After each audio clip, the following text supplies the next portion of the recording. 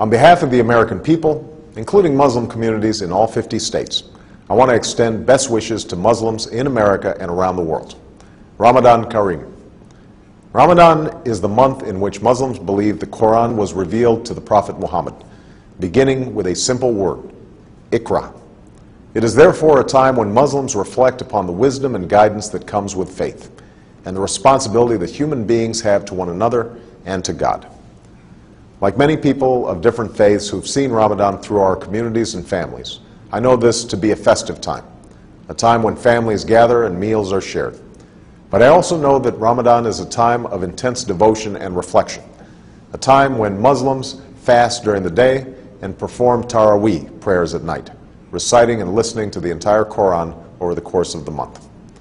These rituals remind us of the principles that we hold in common, and Islam's role in advancing justice, progress, tolerance, and the dignity of all human beings. For instance, fasting is a concept shared by many faiths, including my own Christian faith, as a way to bring people closer to God, and to those among us who cannot take their next meal for granted.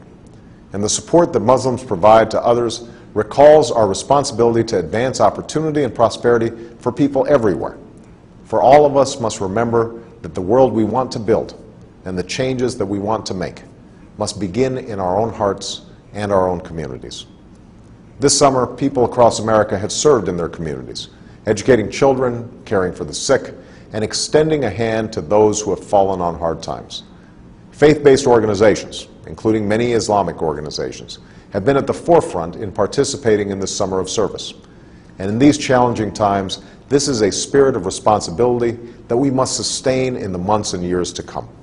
Beyond America's borders, we're also committed to keeping our responsibility to build a world that is more peaceful and secure.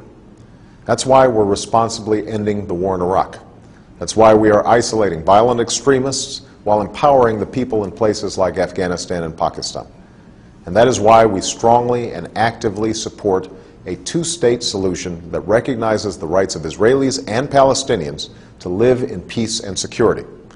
That's also why America will always stand for the universal rights of all people to speak their mind, practice their religion, contribute fully to their society, and to have confidence in the rule of law. All of these efforts are a part of America's commitment to engage Muslims and Muslim-majority nations on the basis of mutual interest and mutual respect. And at this time of renewal, I want to reiterate my commitment to a new beginning between America and Muslims around the world.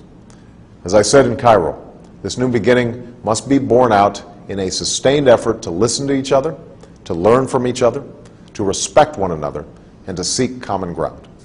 I believe an important part of this is listening.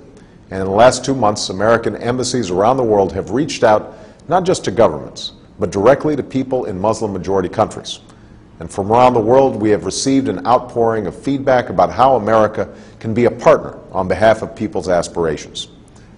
We have listened, and like you, we are focused on pursuing concrete actions that will make a difference over time, both in terms of the political and security issues that I've discussed, and in the areas that you have told us will make the most difference in people's lives. These consultations are helping us implement the partnerships that I called for in Cairo, to expand education exchange programs, to foster entrepreneurship and create jobs, and to increase collaboration on science and technology while supporting literacy and vocational learning. We're also moving forward in partnering with the OIC and the OIC member states to eradicate polio, while working closely with the international community to confront the common health challenges like H1N1, which I know is of particular concern to many Muslims preparing for the Hajj. All of these efforts are aimed at advancing our common aspirations, to live in peace and security, to get an education and to work with dignity, to love our families, our communities, and our faith. It will take time and patient effort. We cannot change things overnight, but we can honestly resolve to do what must be done while setting off in a new direction toward the destination that we seek for ourselves and for our children. That is the journey that we must travel together. I look forward to continuing this critically important dialogue and turning it into action. And today I want to wish Muslims across America and around the world a blessed month as you welcome the beginning of Ramadan. May God's peace be upon you.